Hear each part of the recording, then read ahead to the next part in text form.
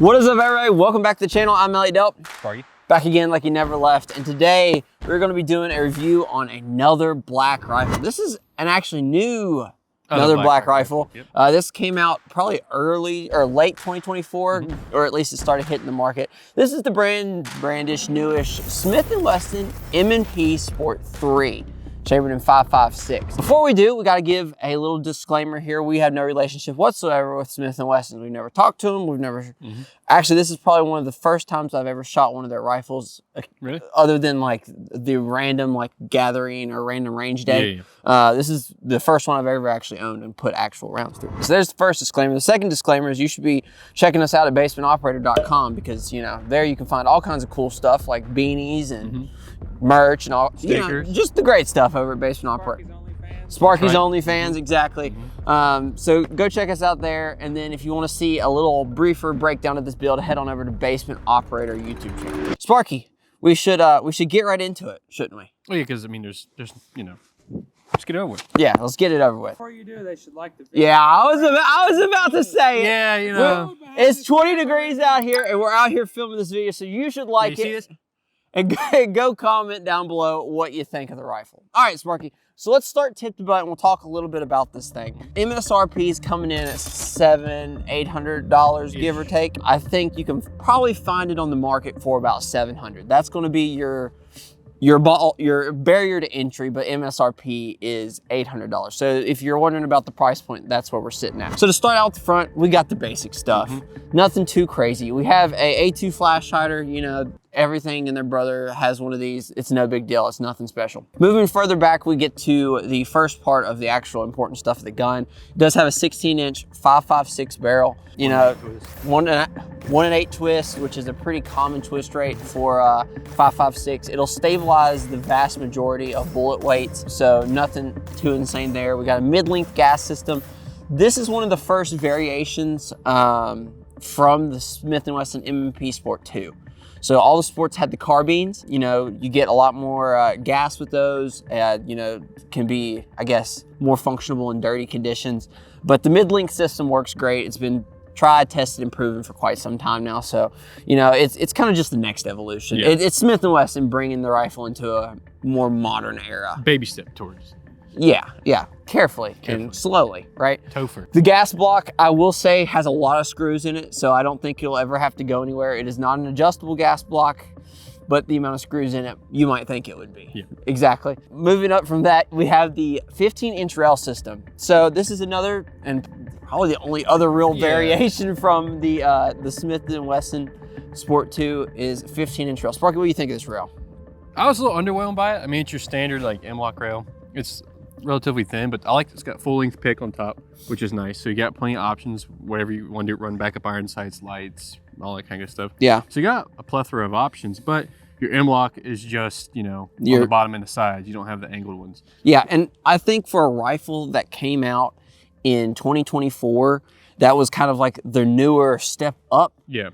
I think it's pretty commonplace that a lot of stuff is you're seeing the full rail system being M-lock. So like I have the cutouts that look very close to M-lock and them not be actual M-lock. Well, I think for this, it's just ventilation. They're just trying, you know, keep, you know, they want you to be thin, keep your hand away from the barrel so when it gets hot, you know, that's just ventilation. That's all that is.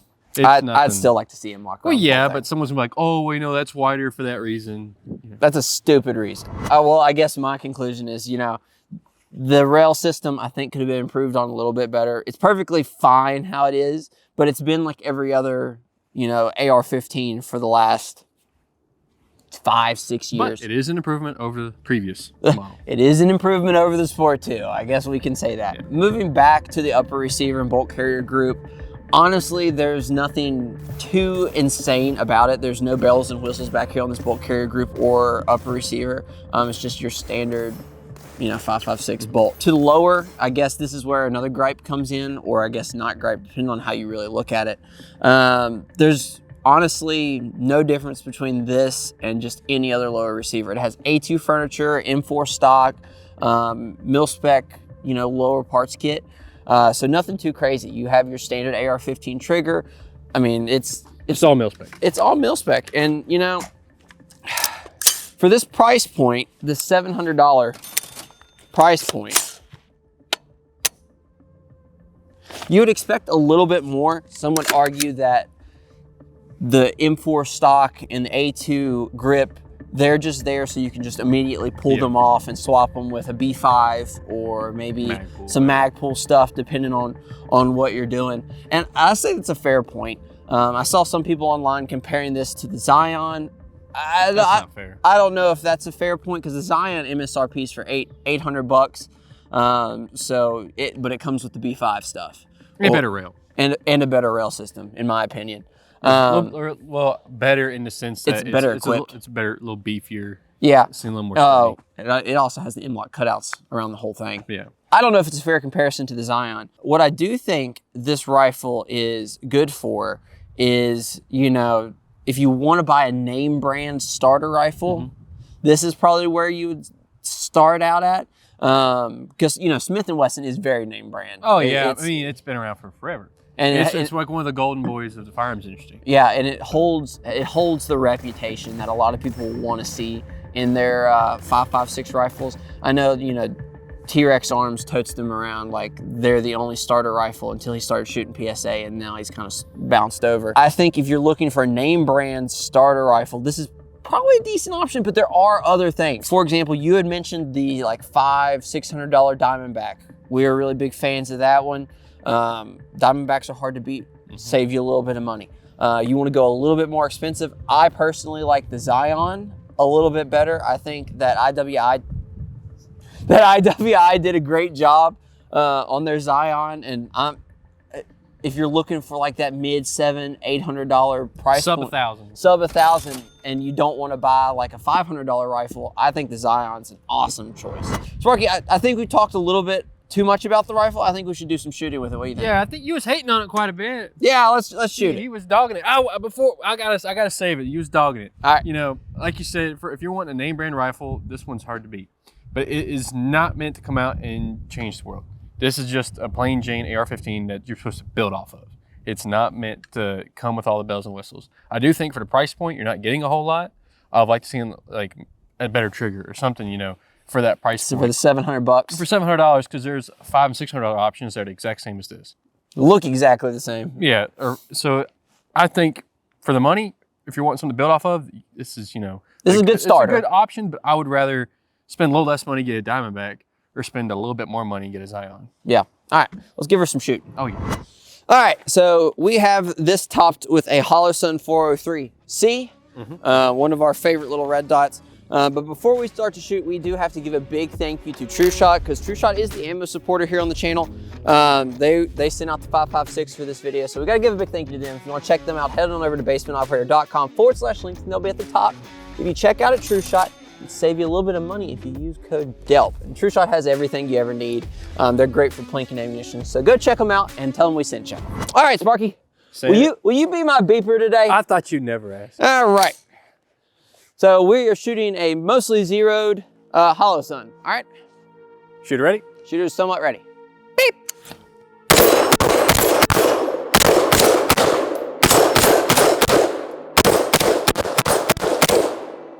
As I said, mostly zeroed. I looked over, I just see him like going like this. It's like, did it scratch it? Yeah.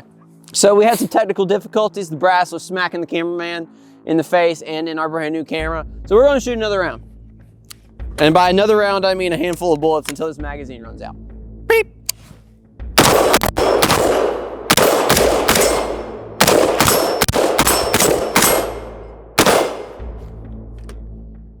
Woo!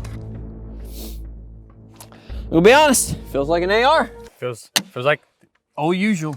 That feels like the old black rifle. All right, Sparky, I'll be your beeper. Okay. Even though you didn't want to ask. Yep. Shooter ready? Yep. Beep.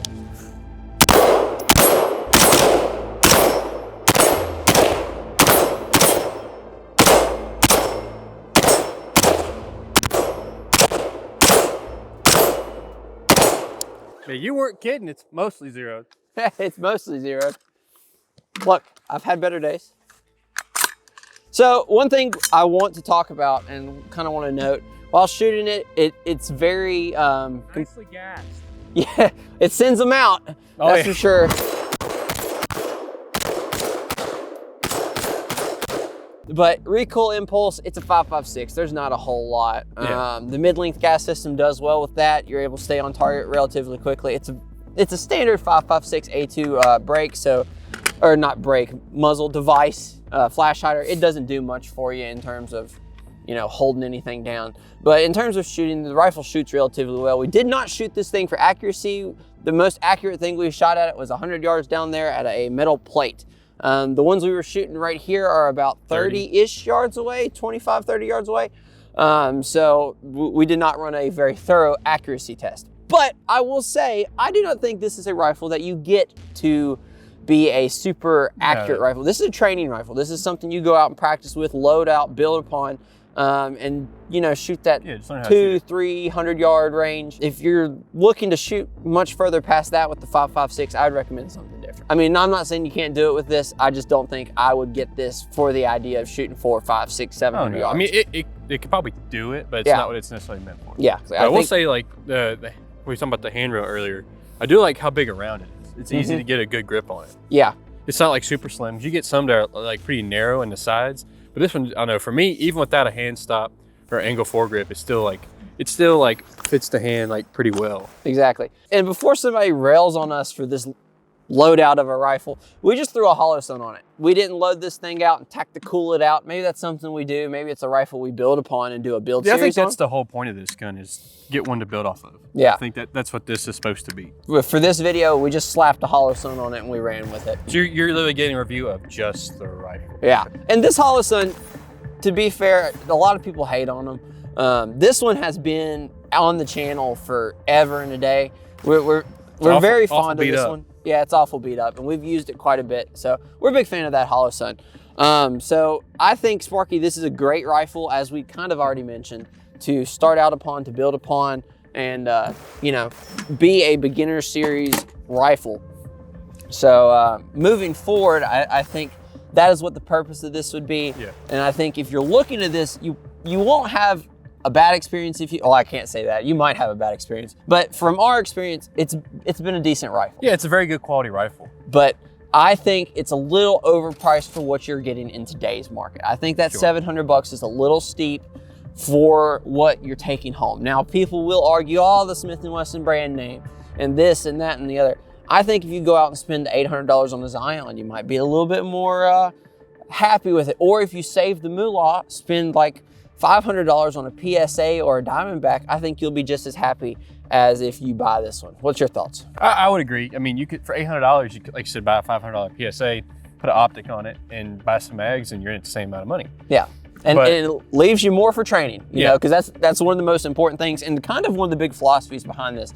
Get out there and train. Yeah, but I agree. Like, this gun's just meant to be built off of. This is not like industry-changing gun at all. This is just a plain Jane AR-15 that's good quality. Price point, I agree, might be a little bit high compared to other guns in the market, but if you like Smith and Wesson, then there you are. If you're a fan of the M&P series and you want to just go to the next evolution, that's all this really is. Yeah. You know? So I think we're going to wrap it there. We really appreciate you guys for watching. Make sure to check us out on Instagram. Leave a like, a comment. Let us know what you think of the video. Let us know what other black rifles you would like to see us review in the future, because we're always looking for them. We love our AR-15s, and we'll catch you guys on the next one. As always, take someone outdoors. Peace.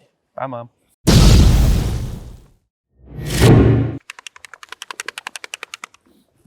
Gotta stay warm.